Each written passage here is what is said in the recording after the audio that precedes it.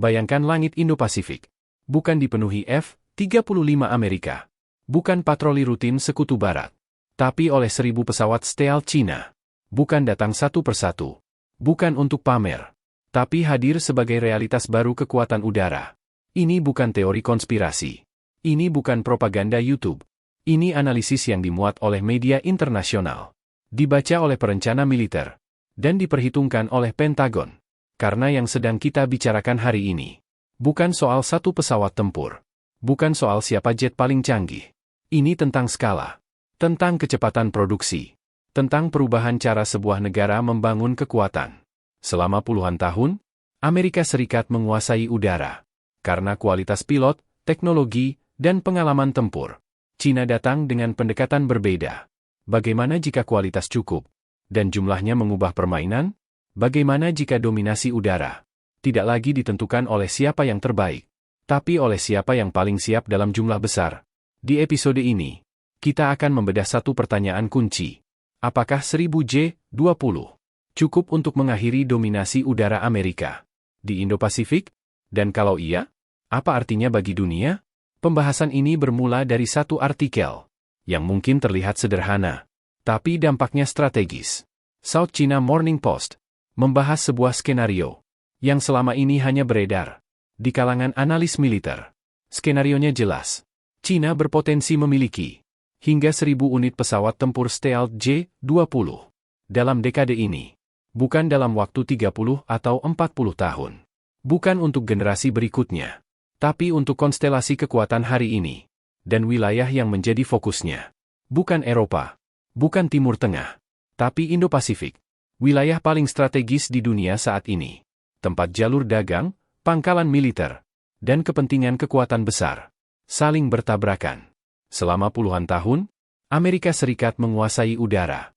Bukan karena jumlah pesawatnya. Tapi karena kualitas. Teknologi lebih maju. Pilot lebih berpengalaman. Dan sistem tempur yang teruji perang. Dominasi itu membuat satu hal menjadi norma. Siapa yang menguasai udara? Menguasai jalannya perang. Cina datang dengan pertanyaan yang berbeda. Bukan, apakah kami bisa membuat pesawat sebaik Amerika? Tapi, bagaimana kalau kualitas ditambah kuantitas? Bagaimana kalau pesawat stealth tidak lagi langka, tapi hadir dalam jumlah yang mengubah kalkulasi musuh? Di titik inilah, artikel ini menjadi penting. Karena yang sedang dibahas bukan sekadar rencana produksi, tapi pergeseran filosofi kekuatan udara. Dan ketika filosofi berubah, aturan main biasanya ikut berubah. Untuk memahami dampaknya, kita harus luruskan satu hal lebih dulu. Apa sebenarnya J-20 itu? J-20 adalah jet tempur generasi kelima. Artinya, ia dirancang untuk perang udara modern yang sangat berbeda dari era sebelumnya. Ciri utamanya adalah stealth. Bentuk badan, material, dan desainnya dibuat untuk meminimalkan jejak radar. Tujuannya bukan terlihat gagah, tapi tidak terlihat sama sekali.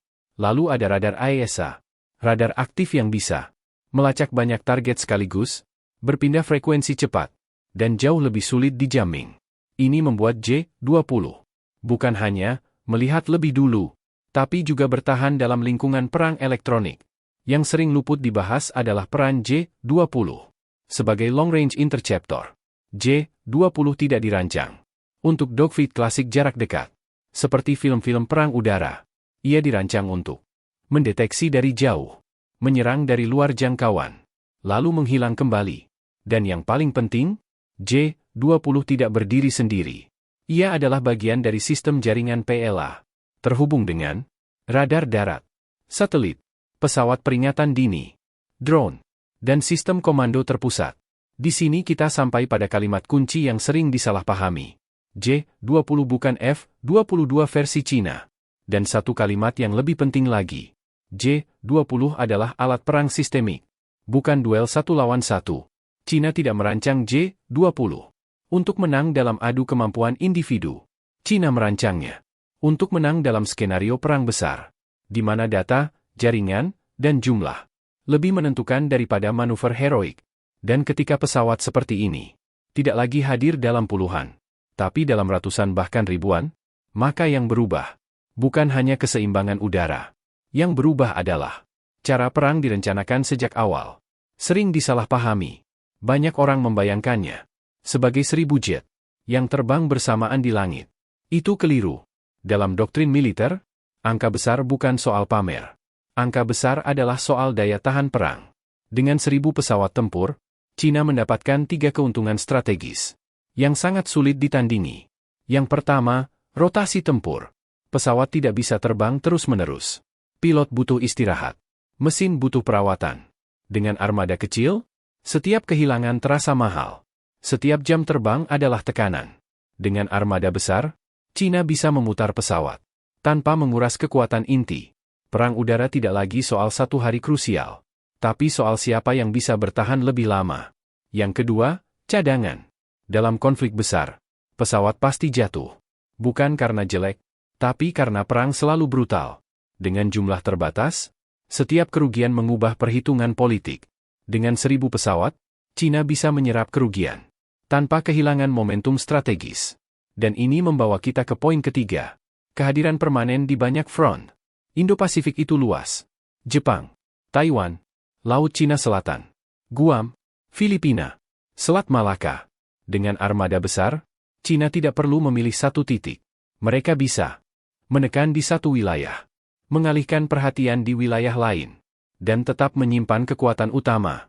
Di titik inilah, makna sebenarnya dari angka 1000 mulai terlihat. Dengan 1000 pesawat, Cina tidak perlu menang di setiap pertempuran. Cukup satu hal saja, membuat Amerika tidak bisa menang cepat. Dan dalam strategi militer modern, kemenangan cepat adalah segalanya. Tanpa kemenangan cepat, biaya naik, risiko politik naik, tekanan sekutu meningkat. Dan ketika perang menjadi panjang, keunggulan teknologi saja seringkali tidak cukup. Karena perang panjang bukan soal siapa yang paling hebat, tapi siapa yang paling siap sejak awal. Sekarang kita masuk ke pertanyaan paling nyata. Dipakai untuk apa semua ini? Jawabannya bukan parade. Bukan juga simbol kekuatan. Tapi skenario Indo-Pasifik. Dan di pusatnya, Taiwan. Banyak orang membayangkan Taiwan sebagai cerita invasi amfibi besar-besaran. Ribuan kapal, pendaratan pasukan. Itu gambaran lama. Dalam realitas militer modern, Taiwan bukan soal invasi lebih dulu. Taiwan soal siapa yang menguasai langit. Di 72 jam pertama. Karena tanpa udara, tidak ada laut, tidak ada darat, tidak ada logistik. Disinilah peran J-20 menjadi krusial. Yang pertama, air superiority lokal. Cina tidak perlu menguasai seluruh langit Pasifik. Cukup satu hal? Menguasai langit di titik-titik kunci. Selat Taiwan. Jalur udara menuju pulau. Zona operasi di sekitar pangkalan militer. Dengan jumlah besar J-20, Cina bisa menciptakan keunggulan udara sementara yang cukup untuk mengubah jalannya konflik. Yang kedua, pengawalan pembom dan drone. J-20 tidak harus menembak segalanya sendiri. Tugasnya bisa lebih strategis. Mengawal pembom jarak jauh. Melindungi drone pengintai dan drone serang. Memastikan aset lain bisa bekerja tanpa gangguan. Dalam skenario ini, J-20 adalah perisai bergerak bagi mesin perang lain. Dan yang ketiga, yang paling sensitif, menekan pangkalan Amerika Serikat, Jepang, Okinawa, Guam. Ini bukan berarti menghancurkan semuanya. Ini soal membuat pangkalan itu tidak nyaman untuk beroperasi. Jika pesawat as harus terbang lebih jauh, menghadapi ancaman stealth sejak lepas landas, dan terus berada di bawah tekanan, maka tempo operasi Amerika melambat. Dan dalam konflik Taiwan, tempo adalah segalanya. Di titik inilah kalimat kunci itu menjadi jelas. Taiwan bukan soal invasi. Taiwan soal siapa yang menguasai langit. Di 72 jam pertama, jika Cina bisa mengunci udara lebih dulu, bahkan sementara, maka semua opsi Amerika menjadi lebih mahal, lebih berisiko, dan lebih sulit secara politik. Dan itulah tujuan utama strategi ini. Bukan memastikan kemenangan mutlak, tapi memastikan lawan ragu untuk bertindak cepat. Untuk memahami perubahan ini, kita harus jujur membandingkan dua pendekatan yang sangat berbeda. Amerika Serikat membangun kekuatan udaranya dengan satu filosofi utama, kualitas tertinggi, tanpa kompromi. Pesawat Amerika adalah yang terbaik di dunia. Teknologinya canggih, sistemnya kompleks, pilotnya sangat terlatih. Tapi ada harga yang harus dibayar. Pesawat mahal, produksi lambat. Setiap unit adalah aset politik dan militer yang tidak boleh hilang. Artinya, setiap keputusan tempur harus sangat berhati-hati. Cina datang dengan pendekatan lain. Bukan meniru Amerika. Bukan menyaingi satu lawan satu. Cina membangun sistem yang bisa diproduksi cepat, bisa digandakan massal, dan langsung terintegrasi ke jaringan tempur nasional. Pesawatnya mungkin tidak sempurna. Pilotnya mungkin belum setara pengalaman tempur. Tapi sistemnya dirancang untuk perang skala besar dan panjang. Disinilah perbedaan filosofinya terlihat jelas. Amerika membangun pesawat terbaik di dunia. Cina membangun perang yang bisa dimenangkan.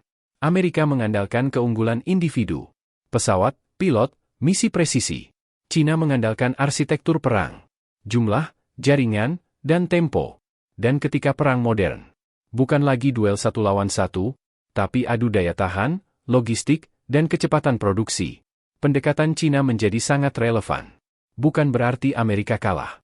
Bukan berarti Cina pasti menang. Tapi jelas satu hal, aturan main yang lama tidak lagi aman untuk diandalkan. Dan ketika aturan main berubah, kekuatan besar yang tidak beradaptasi biasanya membayar harga mahal. Setiap perubahan besar dalam keseimbangan militer selalu datang dengan konsekuensi. Dan dalam kasus ini, konsekuensinya berskala global. Bahaya pertama adalah perlombaan senjata udara. Ketika satu negara menunjukkan bahwa dominasi udara bisa dicapai melalui jumlah dan integrasi sistem, negara lain tidak akan diam. Produksi akan dipercepat. Anggaran pertahanan akan naik. Langit akan semakin penuh oleh mesin tempur. Dan perlombaan senjata jarang berhenti dengan sendirinya. Bahaya kedua adalah kesalahan kalkulasi. Semakin banyak pesawat stealth, semakin sulit dibedakan antara latihan dan serangan. Semakin padat langit, semakin kecil ruang untuk salah tafsir. Dalam kondisi seperti ini, satu insiden kecil bisa ditafsirkan sebagai eskalasi besar.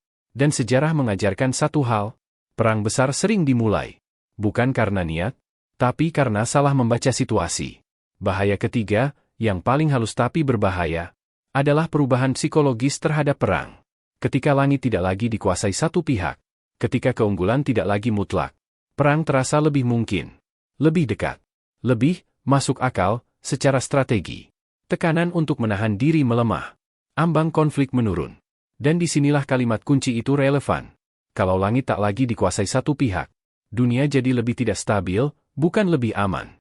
Bukan karena semua negara ingin perang, tapi karena semakin banyak pihak merasa mereka punya peluang.